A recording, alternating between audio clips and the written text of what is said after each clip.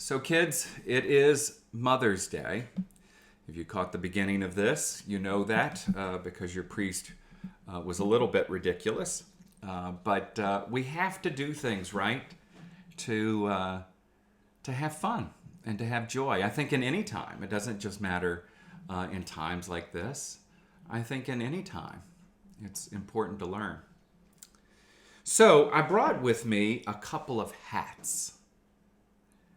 I would really like to wear hats myself, but I discovered something about myself. My grandfather was this very large man. He was almost 6.5 feet tall, and when we were children, he always wore these. He often would wear like a cowboy hat, and so he had been a farmer growing up, and so anyway, so we would love to every so often sneak it and try it on. Have you ever done that, where you've found an adult's hat and you snuck it and put it on your head, and then you discover that it just drowns your head, right? The whole hat maybe comes all the way down. So that's how it was growing up. We would try my grandfather's hat on.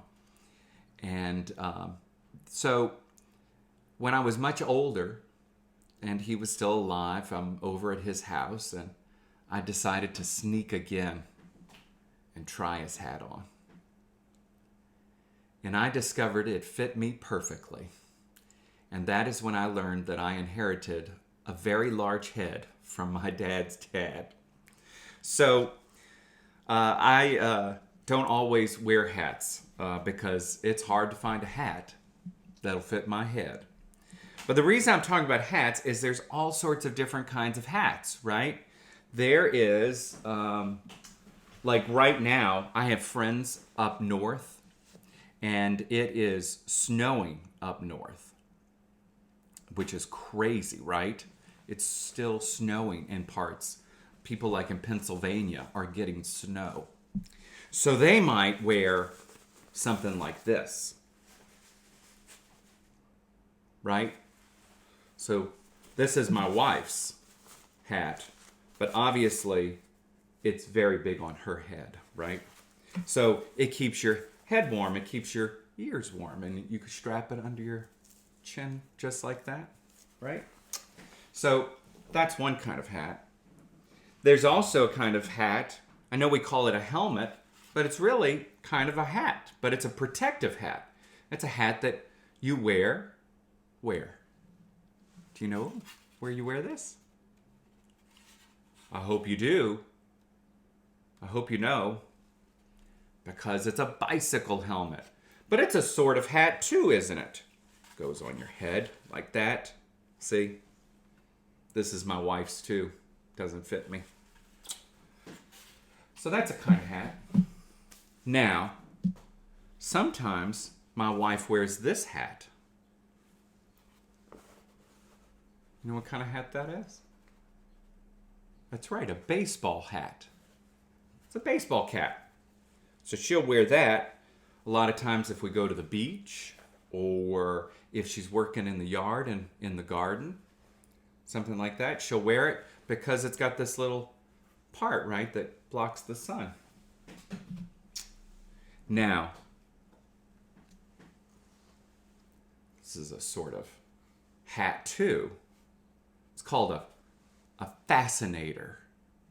And you wear it to a really fancy party or maybe a friend's wedding, and it goes right there on top of your head. Just like that.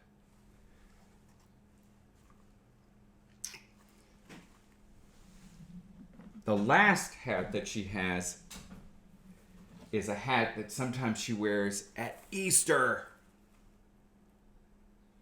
Isn't that a big old hat? Now, you don't know this, but it used to be very common that all ladies, if they were going to church or someplace nice, they'd wear a hat like this. My great-grandmother wore a hat all the time. If she went outside, she wore a hat on her head.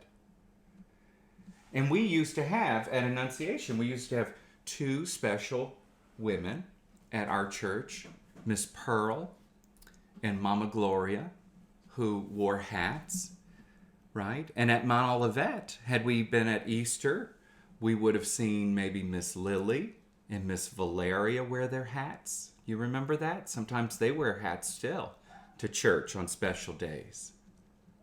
So the reason I'm bringing up all these different hats is that on Mother's Day is that just like there's different kinds of hats, there's different kinds of women and different kinds of mothers. And they love us in different ways, don't they? And sometimes mothers are sweet, right? And sometimes they have to correct us because we're misbehaving.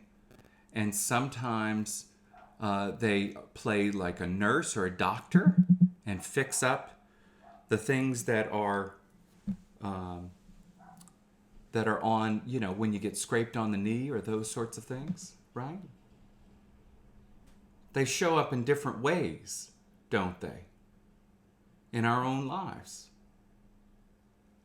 And that's kind of like Jesus. It really is. We heard Miss Jessica sing this beautiful hymn called Mothering God. And this woman who lived a long time ago, about 600 or 700 years ago, if I remember correctly, her name was Julian.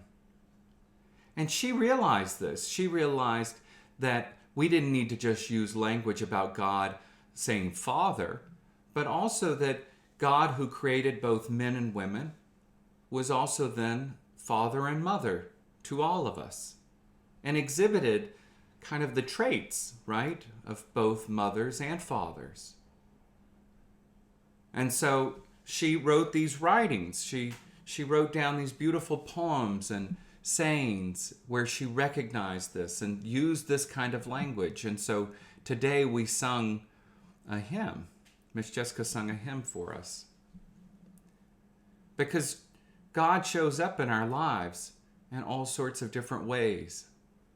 Sometimes God is there to really help us feel love. And sometimes God reminds us of things that we should or shouldn't be doing. And sometimes God is a healer. And we see it in the work of everyone, right? God's work is in all of us. It's not just in the priest, like me, but you also do God's work. Mothers and fathers do God's work.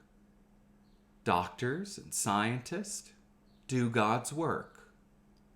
St. Paul reminds us that we're all different parts of the same body.